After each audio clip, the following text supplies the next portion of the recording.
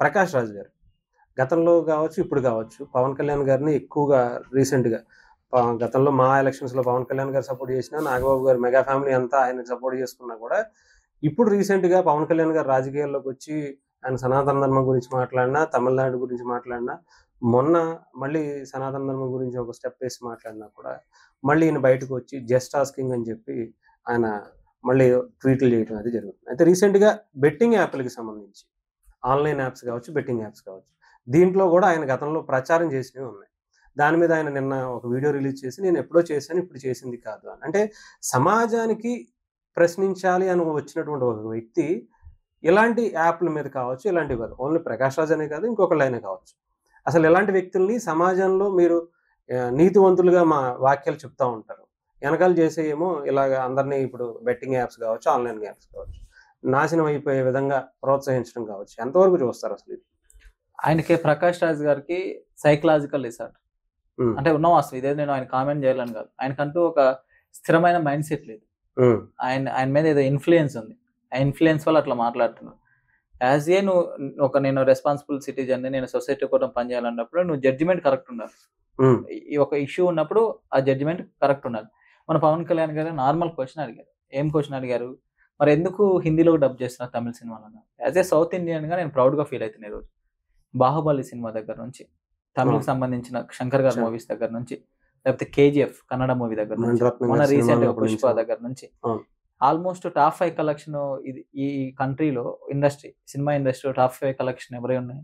South Indian movies, తమిళ movies, robo సంబంధించిన movie దగ్గర నుంచి, అప్పటి నుంచే కదా బాహుబలి దగ్గర నుంచి, పుష్ప దగ్గర నుంచి, కేజీఎఫ్ దగ్గర నుంచి, ఇంకా చాలా మూవీస్ తెలుసు. అంటే హిందీ ఆడియన్స్ కూడా మనల్ని ఆదరించాలని కదా. ఇప్పుడు నువ్వు ఇలాంటి మాటలు మాట్లాడితే దేశం విచ్ఛిన్నం అవదా? ప్రజలు విచ్ఛిన్నం అవరా?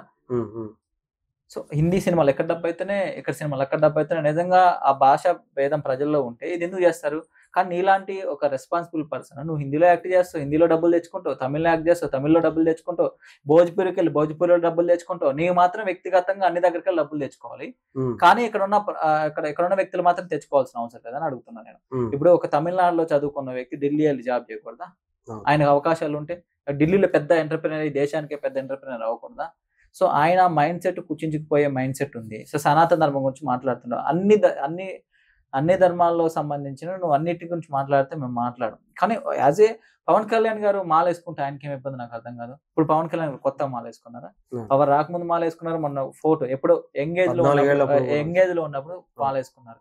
నువ్వు ప్రకాష్ రాజ్ సైకలాజికల్ డిసార్డర్ ఉంది, దట్టు ఆయన మీద ఏదో ఇన్ఫ్లుయెన్స్ ఉంది. నేనేమంటున్నా అంటే ప్రకాష్ రాజ్ గారు దయచేసి మీరు ఇలాంటి కామెంట్లు చేయడం వల్ల సొసైటీకి కానీ ప్రజలకు కానీ మంచి జరగదు.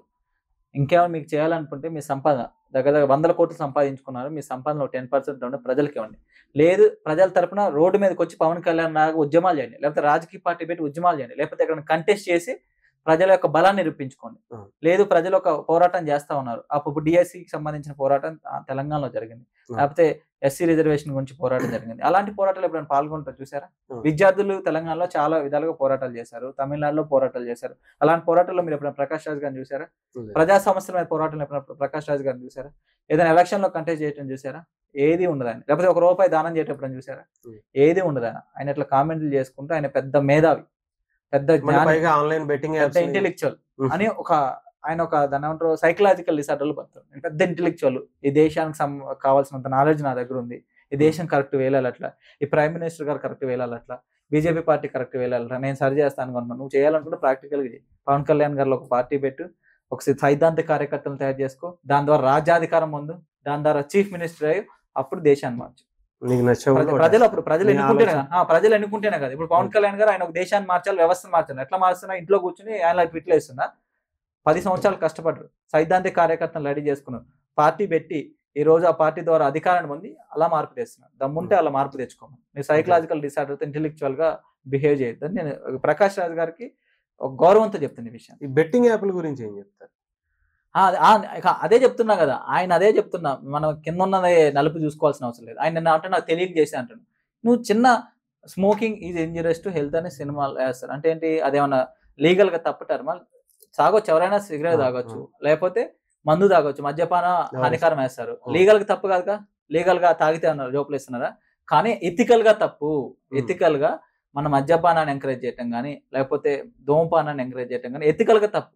అంతే తప్ప నేను తాగమని చెప్తే నన్ను ఏం తీసుకెళ్ళారు. మరి బెట్టింగ్ ఎథికల్గా తప్పని తెలియదా? సరే కాన్స్టిట్యూషనల్గా లీగల్గా తప్పు కాదు ఏమో నాకు తెలియదు అంటున్నావు, ఎథికల్గా తప్ప కాదని అడుగుతున్నాను. అంటే సమాజంలో ఏదో ఉద్ధరించేస్తానని ఎథికల్ నీకు ఎథిక్స్ ఎథిక్స్ ఉండాలి కదా. సరే ఎథికల్గా నువ్వు చాలా పెద్ద మేధావి కదా, బెట్టింగ్ యాప్ని ప్రమోట్ చేయడం ఎథికల్గా తప్పని తెలియదు. నేను అంటున్నావు నాకు తెలియదు అని తప్పని. నీకు ఎథిక్స్ పరంగా నువ్వు ఇంటెలెక్చువల్ పవన్ కళ్యాణ్ జడ్జ్ చేస్తావు, ప్రైమ్ మినిస్టర్, ప్రపంచ నేత ఆయన, one of the powerful leader in ఇప్పుడు ప్రజెంట్ గా ఆయన ప్రైమ్ మినిస్టర్ మోడీ గారు, ఆ స్థాయికి ఆయన కూడా నువ్వు జడ్జి చేస్తావు, ఆయన కూడా నువ్వు ఇది చేస్తావు కదా. మరి నీకు ఆమె ఎథికల్ గా బెట్టింగ్ యాప్లు అని తెలీదా? నువ్వు నీ యొక్క వ్యక్తిత్వ స్థాయి అది, నీ యొక్క ఆలోచన స్థాయి ఇప్పటికైనా తెలుసుకో ప్రకాష్ రాజ్, నేర్చుకుని అప్పుడు సమాజానికి మంచి చేయాలి అని నేను కోరుకుంటున్నాను. రైట్.